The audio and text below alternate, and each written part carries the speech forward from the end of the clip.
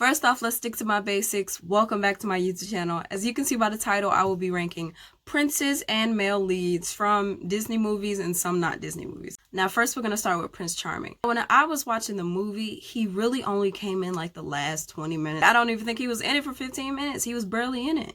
But at the same time, I genuinely think that he seemed to be a pretty decent person. It's not much to say about him because we don't really know much about him other than he's a prince wanting to get married. So I'm going to give him an 8 because when I saw the movie with Brandy in it, that's when Cinderella really came alive for me. So, you know, he was handsome, he was cute, he didn't do too much. So I'm just going to go ahead and give Prince Charming an 8. The next one is Prince Florian. I know all of y'all are probably just like, who is that? I didn't know who that was either. I had to look him up. Prince Florian. Prince Florian was from Snow White, which I haven't seen in long times ago. I haven't seen Snow White in a long time. But from what I remember, I believe he kissed her when she was unconscious, when she was sleeping.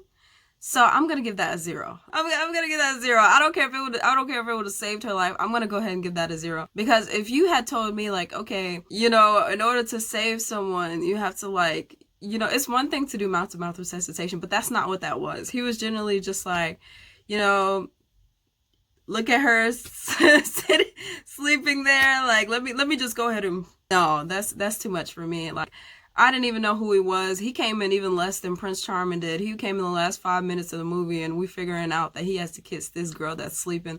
Weird to me. Weird theme to me. So I'm going to go ahead and give him a 0 out of 10 because I didn't really know who he was. I didn't remember his name. I just know he was kissing a sleeping girl. And that's enough for me to make him a 0. Next we have Prince Eric from The Little Mermaid.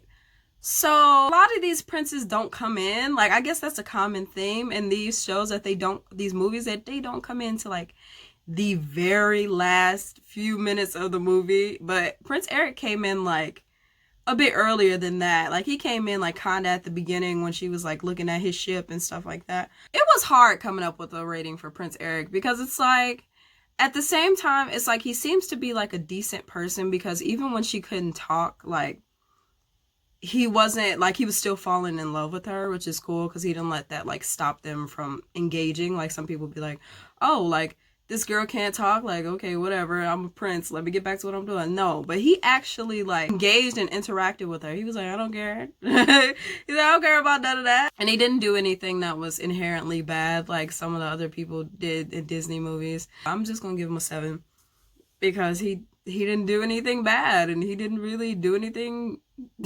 entertaining as well. Let's give him a 7. The next one is Beast from Beauty and the Beast. Now, I know this is a bit controversial, and I know you all have fallen deeply and madly in love with this 7-foot werewolf, not human thing. But for me, just the way that the story was set up, it's the fact that he's like this beast who's like just taking her from her home. It's not like he kidnapped her because she came into his and he was like, oh, I need to get your life in exchange for your father's life and stuff like that. I don't know, but it feels weird. It feels really, really weird. And the fact that he was like lashing out on her in the very beginning and he was lashing out the whole time and how he would like, you know, growl at her like a beast. I don't know. It just gives very very toxic for me. So I'm gonna go ahead and give him a -5 because yeah, I'm giving him a -5 because I just feel like he could have treated her so much better.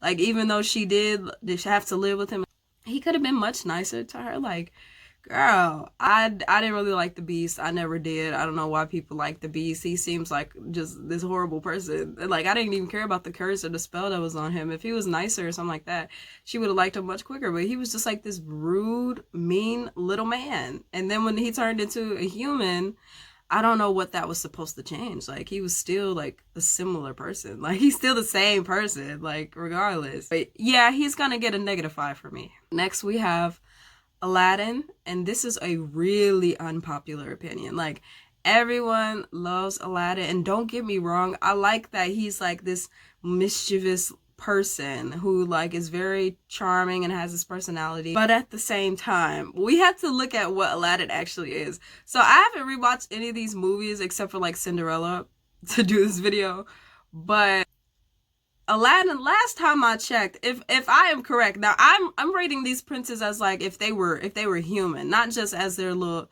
cartoon form. If we had Aladdin in today's society, Aladdin was a scammer. Like Aladdin was scamming. Like he was literally that. He didn't own nothing he had. He didn't own his carpet. He didn't own nothing. He didn't own nothing. He was stealing, like stealing food and stuff like that. So Aladdin was a thief. So she's a princess, Aladdin was a thief. And he kind of lied to her. Like, he lied to her, like, he told her that he was this, like, some guy of, like, power and riches and stuff like that. When really he was not. He was a dude that found a bottle and got lucky. So for me personally, I like his character development throughout the show. But at the same time, it's the fact that he lied to her and he was a thief and he was a scammer.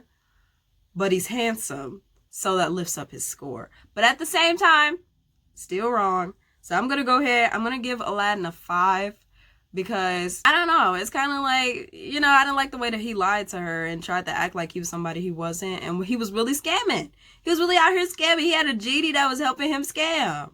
Now, forget the genie title. No, he was scamming. He was scamming with him. And they were in cahoots together. They was trying to make some money. So I'm going to give him a 5 because I can't deal with scammers. I don't like all that. Next on the list, Captain John Smith from Pocahontas. When I was young, I used to love this movie just for Pocahontas because she was this beautiful girl. She had this beautiful voice. But I can't even get past the historical non-accuracies of the whole thing. And because he was just supposed to be like this great savior who was never cared about anything other than money, but all of a sudden he falls in love. Like come on, like let's be realistic. And he didn't have no personality. So I'm gonna go ahead and give Captain John Smith, whoever his name was, I'm gonna give him a 0. Next we have Li Shang from Mulan. Now, Mulan and Princess and the Frog were my absolute favorite Disney movies of all time. So Li Shang, when I first saw him, I was like, it'll be a 10 for me. I didn't even know his character, nothing like that, but I'm just like, yeah, that's a 10 for me. Yeah, him, that's a 10 for me. Just looking at him, he's just a 10. And then when we found out that he had character, he had morals and values, like that's, oh my goodness. That's enough. He didn't even have to be strong or nothing like that. He had 3 things that I value most in people. That's the thing. Three things. That's all you need to be a leader, to have character and morals and integrity and values, and to be strong. That's all. And he did all 3 things. He was so nice to her. Like, at first he was just like, you know, you a woman, like, I don't really want you fighting beside me and stuff like that. You could get hurt. But then she, like, set him straight and, you know, even, like, was defending her against the people that was trying to come against her for her being a woman. So 10 out of 10 for me. He's going to get a 10 out of 10 for me because he was just amazing. I have no complaints with him. None. Next, we have Prince Naveen from Princess and the Frog. For me, I was really going back and forth for this one. Prince Naveen, like, you know, he was a prince, but he was just like this kind of like spoiled, arrogant, like rich boy and stuff like that.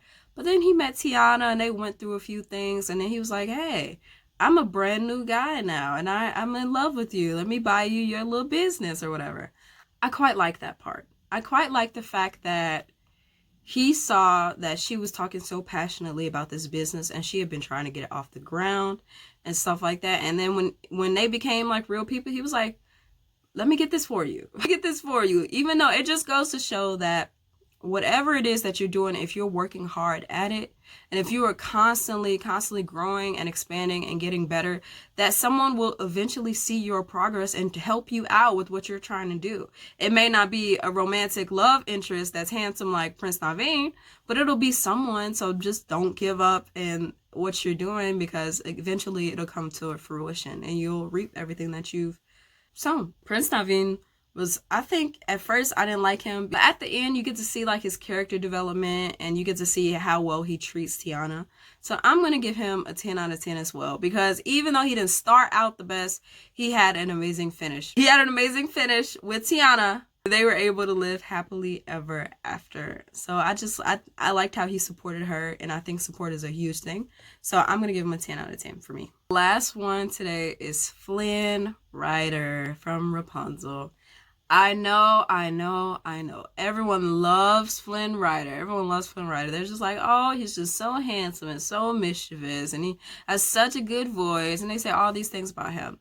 But let's be honest here. Let's be honest here. Just like I said with Aladdin, if I'm gonna hold Aladdin accountable, I gotta hold Flynn accountable too. He was a thief. He was a scammer. And people are just like, oh, he's just this amazing, cute guy that rescued her. No, he was trying to steal. He was not trying to rescue no one. He was trying to steal what she had in that tower. Again, by the end, he becomes like this different person. But he was a scammer. He was a scammer. Like, Aladdin and him are very, very similar. Except for Aladdin had a genie in a bottle, and Flynn just didn't have none of that. So he was just lying. He didn't have nothing to back him up or give no examples. He was just lying. So I'm gonna just say, Flynn, as handsome as you are and as charming as he was a scammer and a liar, and I cannot rank him higher than Aladdin. So I'm gonna go ahead and give him a 5 as well. You know, eventually he got his stuff together, but we can't ignore that he was lying to her and he was trying to scam her and get that crowd off of her. So I'm just gonna go with a 5. Thank you all for watching this video, and if you liked it, I'll do a part 2 of some other male leads in Disney movies and other movies as well. Thumbs up, like, comment, subscribe. Let me know what you want me to rank next, and I'll see you in the next video. See you later. Secure them. Secure them. Secure.